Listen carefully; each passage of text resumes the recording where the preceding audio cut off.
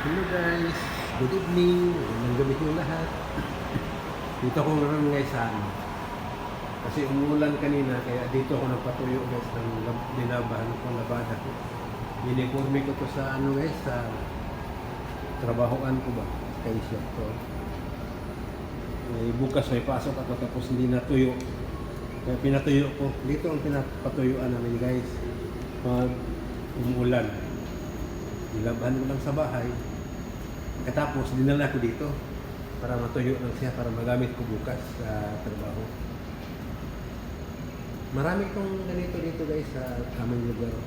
O dito mas gusto ko dito kasi hindi masyado maraming tao ba. Kasi pag ganito ang panahon guys dito sa Japan ngayon, na umuulan buong araw, daming tao nagpapalawandry, nagpapatuyo. Ang iba, ano na, dito na nila nilabahan, sabay